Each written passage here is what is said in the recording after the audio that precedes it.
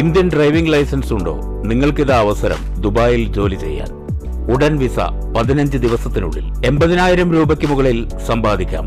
ചെറുതുരുത്തി പുതുശ്ശേരിയിൽ നിർമ്മാണം പൂർത്തീകരിച്ച അൽ മസ്ജിദുന്നൂരിന്റെ ഉദ്ഘാടനം നടക്കാനിരിക്കെ പള്ളിയുടെ ഉൾവശം കാണുന്നതിന് സർവ്വമതസ്ഥർക്കും അവസരമൊരുക്കി ഭാരവാഹികൾ. ആദ്യമായാണ് ഇത്തരം ഒരു അവസരം ഭാരവാഹികൾ ഒരുക്കുന്നത്. ഇതര സമുദായക്കാരായ സ്ത്രീകളടക്കം നിരവധി പേർ പള്ളിയുടെ ഉൾവശം കാണാൻ എത്തിയിരുന്നു. നിരവധി ആളുകളാണ് പള്ളിയിൽ വരികയും ഉള്ളിൽ പ്രവേശിച്ച് എല്ലാം കണ്ടു മനസ്സിലാക്കുകയും ചെയ്തത്. പല ആളുകൾക്കും പുറമേ നിന്ന് കാണുന്ന പള്ളി ഉള്ളിൽ ഇങ്ങനെയെല്ലാം ഉണ്ട് എന്ന് അറിഞ്ഞതിൽ കൗതുകവും സന്തോഷവുമായി. ആദ്യമായി കോഴിമാമ്പറമ്പ് ക്ഷേത്രത്തിലെ നാരായണൻ നമ്പൂതിരിപ്പാട് പള്ളിയിലെത്തി.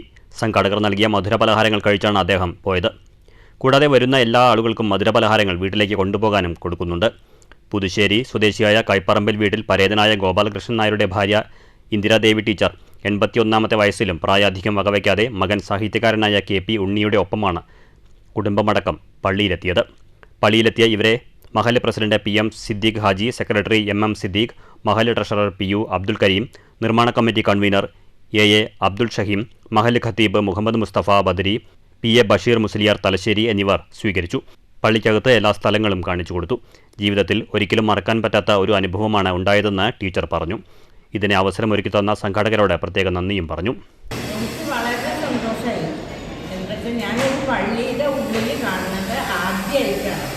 പിന്നെ ഇതിൻ്റെ സംഘാടകരോട് ഞാൻ പ്രത്യേകം എൻ്റെ സന്തോഷം അറിയിക്കുന്നു. ഞങ്ങളെയൊക്കെ കാണിക്കാനും ഒക്കെ ഒരു അവസരം ഉണ്ടാക്കിയില്ല.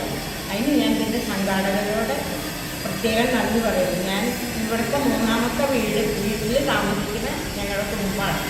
അപ്പോൾ ഇത്ര അടുത്തായിട്ട് ഞങ്ങളൊന്ന് വന്നില്ലെങ്കിൽ അത് എനിക്ക് ക്ഷമിക്കാൻ പറ്റാത്തൊരു കുറവായി മാറിയതാണ്.